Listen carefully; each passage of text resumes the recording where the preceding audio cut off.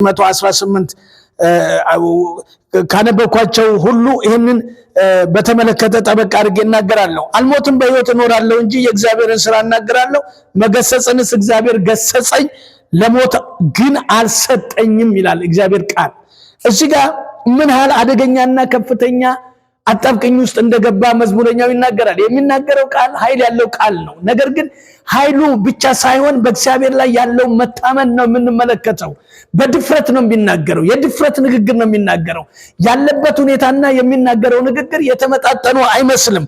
ወደ ላይ ከፍ ብለን ስንመለከት አሕዛብ ሁሉ ከበቡኝ፣ በእግዚአብሔር ስም አሸነፍኳቸው። መክበብንስ ከበቡኝ፣ በእግዚአብሔር ስም አሸነፍኳቸው። ንማርን እንደሚከብ ከበቡኝ፣ እሳትን በእሾህ ውስጥ እንደሚነድ ነደዱ፣ በእግዚአብሔር ስም አሸነፍኳቸው ሲል እንሰማለን። የተከበበ ነው እና መዝሙረኛው በጣም ተከቦ አደገኛ ህይወት ውስጥ ያለ ይመስላል። የሚነገረው ነገር የሚመከረው ነገር ሁሉ ብዙ ነው። ከፍተኛ የሆነ ደረጃ ላይ የደረሰ ነው። ነገር ግን ያለው እምነትና መታመን በእነሱ ምክርም ሆነ በእነሱ ስራ ውስጥ እግዚአብሔር እንደሌለበት በድፍረት የመናገር መንፈስ በዚህ ሰው ህይወት ላይ እናያለን። አንዳንድ ጊዜ ወገኖች የሚነገሩ ነገሮች ሁሉ ትክክል ነው ማለት አይደለም። የዶክተር ንግግር አለ፣ የሳይንቲስት ንግግር አለ፣ እንደገና ደግሞ የስፔሻሊስት ንግግር አለ፣ የሞት አዋጅ አለ፣ የዲያብሎስ አዋጅ አለ፣ የሰይጣን አዋጅ አለ፣ የሰው አዋጅ አለ፣ የክፉ አዋጅ አለ፣ የሥጋ አዋጅ አለ፣ ብዙ አዋጆች አሉ።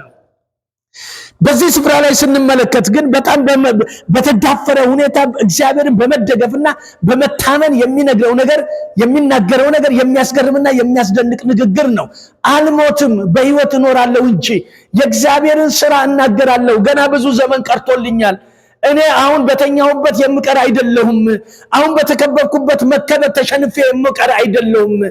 ዳዊት ሲናገር የሚያስገርም ንግግር ነው። በአምላኩ ላይ የመታመኑን ኃይልን የሚያሳየው ብዙን ጊዜ የምንገባበት የምንወጣበትን ስፍራኛ ባናቀውም እግዚአብሔር ያውቀዋል። በተከበብነው መከበብ ላይ እግዚአብሔር ያውቀዋል። ያሸነፋቸው በእግዚአብሔር ስም ነው። የተዋጋቸው በእግዚአብሔር ስም ነው። ድልም የሚያገኘው በእግዚአብሔር ስም ነው። አሁን ግን የገባበት አጣብቂኝ ወይ ሞት ነው ወይ ሕይወት ነው። ነገር ግን በዚህ አይነት ሁኔታ ውስጥ እያለ በሕይወቱ ላይ የሚያውጀው አዋጅ ቀላልና ቀላል የሚባል አዋጅ አይደለም። የጠላትን ሐሳብ የሚገለብጥ ነው። የዲያብሎስን ሐሳብ የሚገለብጥ ነው። የዶክተርን ሐሳብ የሚገለብጥ ነው። የክፉን ሐሳብ የሚገለብጥ ነው። ነገሮችን ሁሉ የሚሻር ነው። አስቀድሞ አየ። ተስፋ የመቁረጥ ሐሳብ አይደለም የሚናገረው። ነገሮች ተስፋ ያስቆርጣሉ። የታወጀው ተስፋ ያስቆርጣል። የመጣው ነገር ተስፋ ያስቆርጣል። በሚያስቀጥል አይደለም። በሕይወቱ የመጣው ነገር ሁሉ ለዳዊት ምቹ ነገር አይደለም። ዳዊትና እግዚአብሔር ይተዋወቃሉ። ዳዊት በእግዚአብሔር የመታመኑ ኃይል በዳዊት ህይወት ውስጥና በዳዊት ንግግር ውስጥ ጉልበት ያለው ንግግር ይናገራል። አንዳንድ ጊዜ ወገኖቼ የደከመና የስንፍናን ቃል አንናገር። የደከመና የስንፍናን ቃል ከአንደበታችን አናውጣ።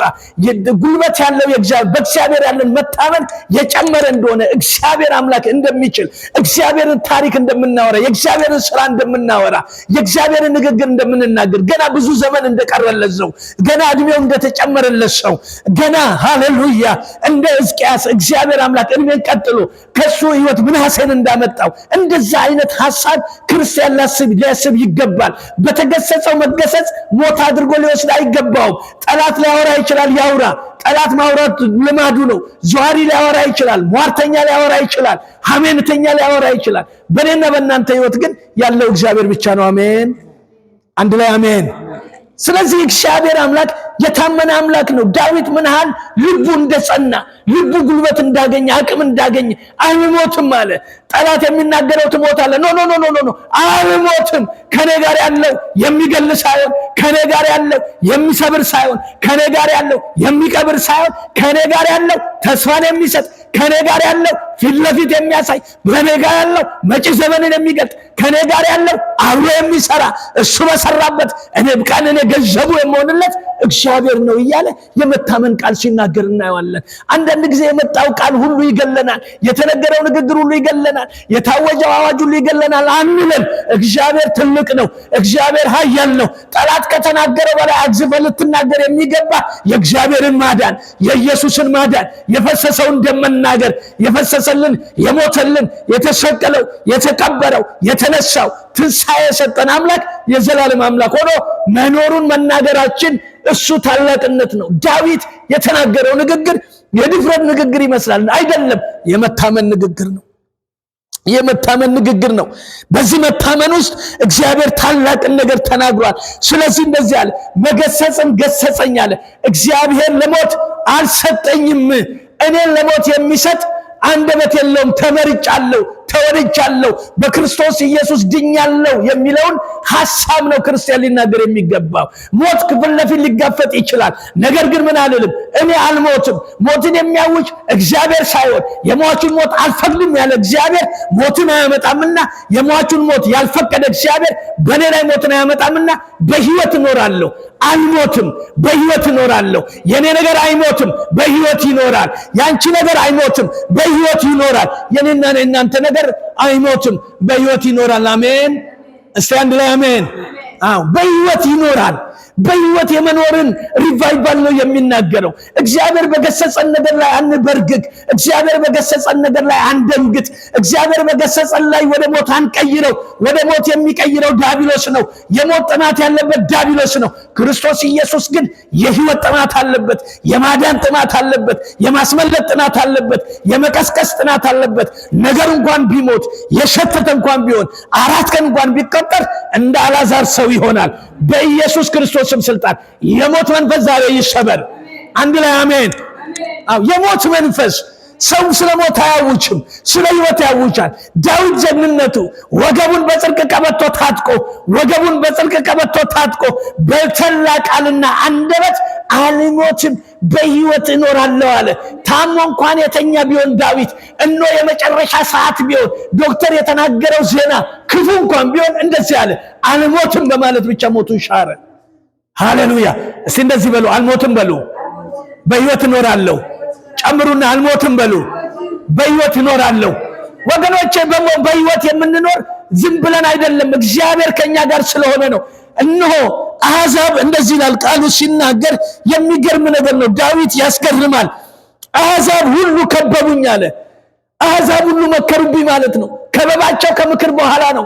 ነገር ግን በምክራቸው ላይ እግዚአብሔር የለም። በንግግራቸው ላይ እግዚአብሔር የለም። ከዳዊት ጋር የወገነ ከአንቺ ጋር የወገነ አምላክ ከጠላትሽ ጋር ምክር የለውም። ከአንቺ ጋር የወገነው አምላክ ለዘላለም አሸናፊ ነው። ለዘላለም የበላይ ነው። ለዘላለም ሁሉን ቻይ ነው። ስለዚህ መክበብን እስከበቡኝ አለ። በእግዚአብሔር ስም ግን ምን አልኳቸው? አሸነፍኳቸው። የአሸናፊነትን ስልጣን የአሸናፊነት ጉልበት ያለው የሰራዊት ጌታ እግዚአብሔር ሃሌሉያ በሰራዊት ጌታ እግዚአብሔር እጅ ነውና ከእግዚአብሔር ጋር እንድትጸኑ ነው እነግራለሁ። ዛሬ በሕይወታችሁ የሚገል ነገር እንኳን ቢኖር፣ የሚመጣ ነገር ክፉ ቢኖር፣ የተነገረ አዋጅ ቢኖር አልሞትም፣ በሕይወት እኖራለሁ። የእግዚአብሔርን ሥራ እናገራለሁ። መገሰጽንስ ገሰጸኝ፣ እግዚአብሔር ለሞት አልሰጠኝም ተብሎ እንደተጻፈ ለሞት ሳይሆን ለሕይወት ታውጆልናል። ለድካም ሳይሆን ለብርታት ታውጆልናል። ለውድቀት ሳይሆን ለመነሳት ታውጆልናል። የተነገረው ቃል ሁሉ የእግዚአብሔር ቃል አይደለም። የታወጀው አዋጅ ሁሉ የእግዚአብሔር አዋጅ አይደለም። የእግዚአብሔር አዋጅ ከጠላት የተለየ፣ ከክፋት የተለየ፣ ከሰይጣን የተለየ፣ ከሞት የተለየ በሕይወት የሚያኖር አዋጅ ነውና አልሞትም አለ ዳዊት። አልሞትም አለ ዳዊት። በሕይወት እኖራለሁ አለ ዳዊት። አልሞትም አለ ዳዊት። በሕይወት እኖራለሁ አለ ዳዊት። ወገኖቼ ዛሬ አንድ ነገር ነግራቸዋለሁ። የሞት ቀንበር ተሰበረ። እረ የሞት ቀንበር ተሰበረ እያልኩ ያለሁት የሞት ቀንበር ተሰበረ። እግዚአብሔር አምላክ ሆይ በልጅ በክርስቶስ ኢየሱስ ስም አሁን ነፍሷ የተጨነቀች አሁን ጌታ እግዚአብሔር እየተጨነቀች አለች። በሆስፒታል ቢሆን በቤት ቢሆን ባለበት ስፍራ ላይ ቢሆን ታመው በሄዱበት ስፍራ ላይ ቢሆን የእግዚአብሔር እጅ እንዲዘረጋ በእውነትና በመንፈስ የሚመለከው የሰራዊት ጌታ እግዚአብሔር የማዳን ኃይል አለው።